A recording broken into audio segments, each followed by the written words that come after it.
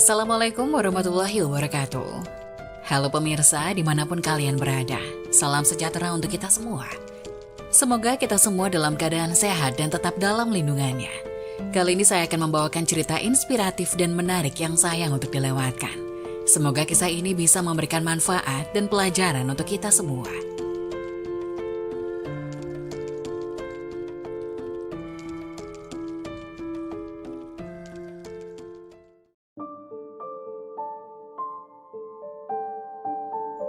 Inilah 4 amalan ringan menyebabkan masuk surga. Betapa indahnya ketika berbicara tentang surga. Allah Subhanahu wa Ta'ala berfirman, sesungguhnya orang-orang yang beriman dan beramal soleh, bagi mereka adalah surga Firdaus menjadi tempat tinggal. Mereka kekal di dalamnya, mereka tidak ingin berpindah daripadanya. Quran Surat Al-Kahfi ayat 107 hingga 108. Dengan kasih sayang dan rahmatnya kepada kita, Allah telah membentangkan gambaran surga yang nikmat itu.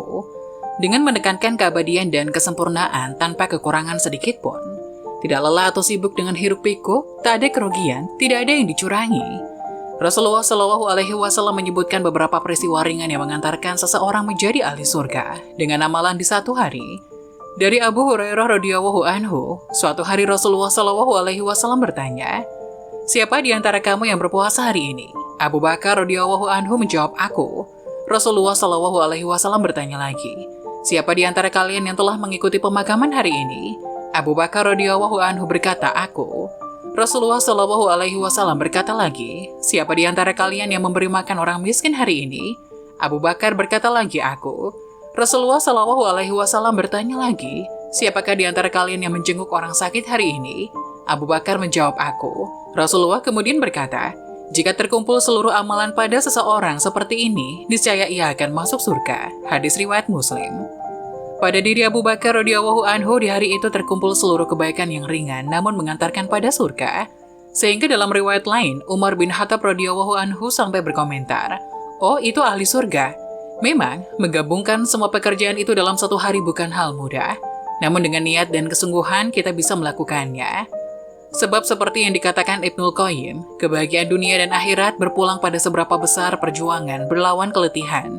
Tak ada kenikmatan istirahat bagi yang tak merasakan letih, bahkan sebesar rasa letih itulah kenikmatan istirahat dapat dirasakan. Berpuasa sunnah Senin Kamis adalah ibadah yang sangat bermanfaat. Selain menyehatkan, ia merupakan amalan yang dianjurkan Rasulullah Shallallahu Alaihi Wasallam. Beliau Shallallahu Alaihi Wasallam berkata, "Amal-amal kebajikan dilaporkan pada setiap hari Senin dan Kamis. Maka aku menyukai amalanku dilaporkan sedangkan aku dalam keadaan berpuasa." Hadis riwayat Tirmizi. Selain itu kata Rasulullah juga, berpuasa menjauhkan kalian dari sikap ria. Menjenguk teman atau kerabat yang sakit adalah amalan utama yang sangat bernilai. Walaupun kita datang tanpa membawa buah tangan apapun, tetapi kehadiran kita bagi yang sakit membangkitkan semangat baginya untuk sembuh. Dalam riwayat Jabir bin Abdullah, Rasulullah Shallallahu Alaihi Wasallam berkata, "Barang siapa yang mengunjungi orang sakit, niscaya dia mendapatkan rahmat. Maka apabila dia duduk di sampingnya, dia tetap berada di dalam rahmat. Dan apabila dia keluar dari orang yang sakit, dia terus dinaungi rahmat sampai dia kembali ke rumahnya." Di kitab Al-Itiyarat Al-Fiqhiyah, Imam Ibnu Taimiyah bahkan berfatwa hukum menjenguk orang sakit adalah fardu kifayah. Artinya jika tak ada seorang pun yang peduli pada tetangga yang sakit, seluruh warga berdosa karenanya. Demikian halnya bertakziah saat mengunjungi sanak famili yang tengah dirundung musibah kematian misalnya, adalah pekerjaan yang ringan.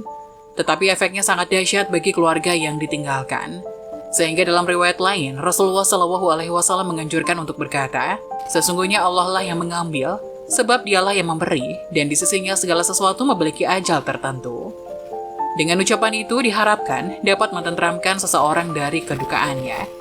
Sedemikian pentingnya amalan taksiyah ini sehingga Imam Syafi'i berfatwa, tak ada batasan waktu untuk mengucapkan kalimat taksiyah. Kitab Al-Um. Memberikan makan orang miskin adalah amal lainnya yang terlihat ringan. Sepiring nasi yang kita berikan pada seseorang yang tengah kelaparan sesungguhnya tidak sekedar mengenyangkan perutnya, namun menguatkan mata batin persaudaraan dengannya, bahwa dia akan merasa ada orang lain yang peduli pada kesulitan hidup yang tengah dihadapi. Perjuangan orang-orang soleh yang memberi makan fakir miskin itu disinyalir Allah Subhanahu wa Ta'ala dalam firman-Nya, artinya, "Sesungguhnya kami memberi makanan kepadamu hanyalah untuk mengharapkan keridhaan Allah. Kami tidak menghendaki balasan dari kamu dan tidak pula ucapan terima kasih." Quran Surat Al-Insan ayat 9. Itulah amalan-amalan kebaikan yang dicontohkan Abu Bakar radhiyallahu anhu yang dapat kita lakukan. Semoga penjelasan tadi dapat memberikan hikmah dan manfaat untuk penonton semuanya. Jangan lupa like, subscribe channel ini agar tidak ketinggalan informasi-informasi bermanfaat selanjutnya. Sekian dari kami, terima kasih. Wassalamualaikum warahmatullahi wabarakatuh.